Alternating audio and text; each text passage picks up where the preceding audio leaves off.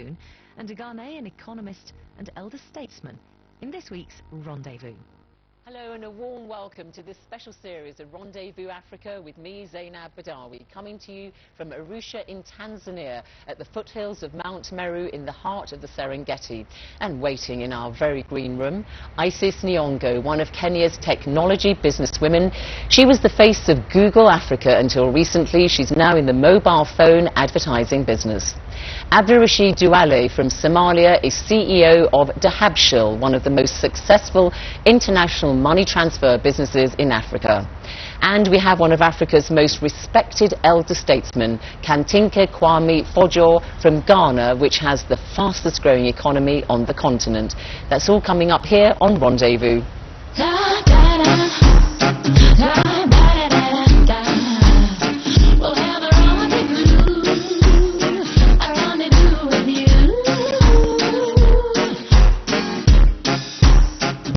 And my first guest on this edition of Rendezvous is Isis Nyongo, a Kenyan American, and she, until recently, led business development in Africa for Google. She's now Vice President of InMobi, one of the world's biggest mobile phone advertising networks. Isis, welcome to Rendezvous. Thank you, Sana. It's great to be here. Oh, well, it's good to have you. Now, Isis, half white American, half Kenyan, from Western Kenya. That's Your right. father was from the Luo tribe. Same as Barack Obama. Now, I know that you've got some brothers, 3 brothers, I think. I have 3 brothers, And yes. I have to say, is there a bit of a family resemblance between them and Barack Obama? I think they'd like to think so. I don't think I'd like to think so. Yeah. But you actually know the Obama-Kenyan family, don't you?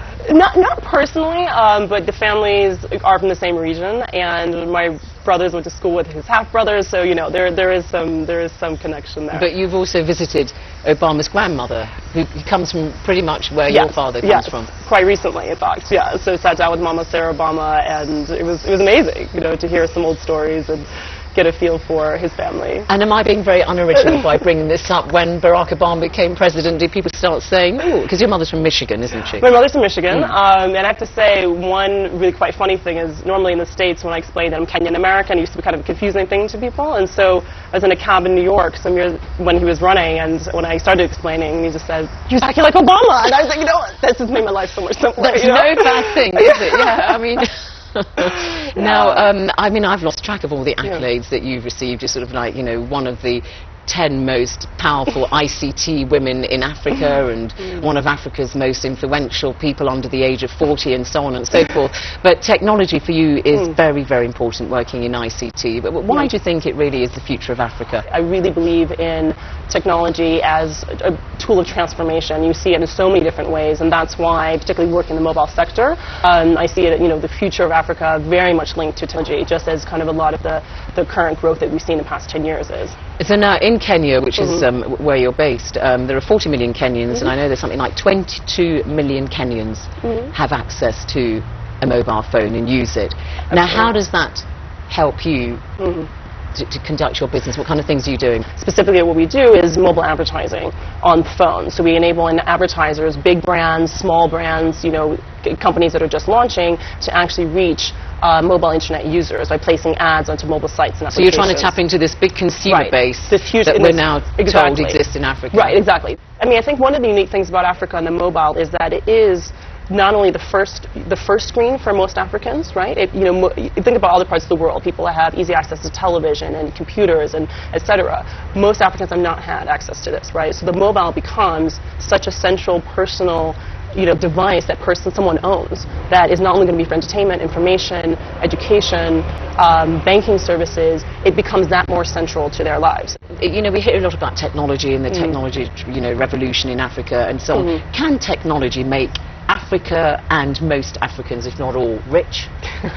Well, that's a million-dollar question. I think that if you look forward ahead, I think there's huge potential for technology to really transform people's lives. About getting rich, I'm not sure, but actually day-to-day transformation and making access to information much easier, helping people make decisions faster, just the productivity levels that mobile presents. You know, obviously a lot of people have heard of M-Pesa in Kenya, where 15 million people are using a mobile money transfer system, right, which makes productivity, businesses be able to operate a lot more efficiently and more quickly, right? So as you see services like that, flourish around other parts of the continent, you see real tangible. I mean, Kenya is kind of the shining star of this. You see real tangible transformation for everyday people. Well, clearly, Isis, you see there that when it comes to mobile phone innovation, that Africa very much is the future. When in fact our next guest on Rendezvous is somebody else who's very much exploiting technology for their own particular business. Abdurrashid Duale is from Somalia. He is CEO of Dahabshiil, which is one of the continent's most successful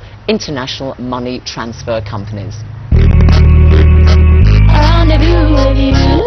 Abdurrashid Duale, welcome to Rendezvous. Thank you very much, Zainab. It's lovely to hear. Abdurrashid, so talking there about the role of technology helping Africans today in their various activities, you run an international money transfer company which very much relies on technology for people to send their remittances, the money that Africans working in Europe or wherever send to their folk back home. Yes, you're right, Zainab. Technology for us is very important. Without it, I don't think we'll have been business. Are people not at all intimidated by the technology from whichever parts of Africa they're from, whatever walks of life? Of course, some I will not say all our customers are familiar with technology, but because we work nearly 155 countries, we experience different customers, and that technology makes it easier for us, whether it's through online or whether sharing the data with them through the mobile. You know, if you use our service, you will receive SMS from us saying, the money has been delivered in a remote area, whether it's Somalia or Sudan or Uganda or any part in Africa. So yes, technology is crucial to our business, and every day we're trying to improve. I know when your father founded the company, I think it was back in the 70s, Mohammed Said Duale, you lost everything, didn't you, in 1990 when you had all that turmoil start in Somalia, but you've built the business up again from scratch. How important is being Somali to what you're saying is this big success story? Because people look at Somalia, frankly, a very fragile state, a great deal of poverty, internally displaced people by the thousands and so on, and they might find it hard to reconcile the fact that here you are as a Somali businessman and with the condition of most of your fellow Somalis. It's true, Zainab. That's some impression that the international media... Union troops and the UN and so on, but still, it is not a country which, by any stretch of the imagination, can be seen as stable. Well, to be honest, Somalis are very business people. They are, they know technology, they embrace technology, they are very good at business. And of course, in certain Somali territory, like Somaliland, are very peaceful, and Puntland, and there is certain area where technology and business are really booming. And and Somalia is a very big country. You're actually from Hargeisa in Somaliland, which is in the north of Somalia, and it wants its independence and so on. So, I mean, what was it like for you, though, when you had all the, well, not civil war, but I suppose it was almost that, when Siad Barre fled the country in 1990? I mean, you were in the country then. What was it like for you? Well, to face a civil war, it's not easy things. I mean, we started from scratch. We lost our houses, with businesses, and we lost some member of our family. But again, we don't want to give up life. We want to restart again, and that's the good thing about Somalis, to be nomadic, to be open with a new culture. And I went to UK and I studied there, and so many Somalis went to other parts of the world, and that's why the diaspora in Europe and North America is now very important for Somalis in terms of development. Yeah, because of course you were, I suppose, a child then when or teenager when those troubles started. You talk about the diaspora, and people are saying that the diaspora is very important to the future development of Africa. I mean, you, Isis, you spent some of your time in America, the United States, some of your time in Kenya, but 10 years ago you moved back to Africa. I mean, do you find that there are people in the diaspora coming back saying, oh my God, the West is in decline, no jobs there, we're coming to Africa, it's the future? No, absolutely. I mean, I think it's in increasing numbers, and I think we're actually at a point where some diasporans feel like they might be missing the boat, that they should have come back a couple years ago. So the numbers, it's very tangible, and it's across sectors. Is it the rise of Africa, or is it the decline in the West? It's a combination of the two. And I think they're delinked. But I have heard people wanting to move to Lagos saying it was more stable than New York a few years ago, right? In financial services, and one would never think of a world like that. I think people are coming back to Africa because they see as opportunity. They can do whatever they like here, because you can easily set up a business here. You can invest money. Can you? There's not all that red tape, all that bureaucracy that we hear about.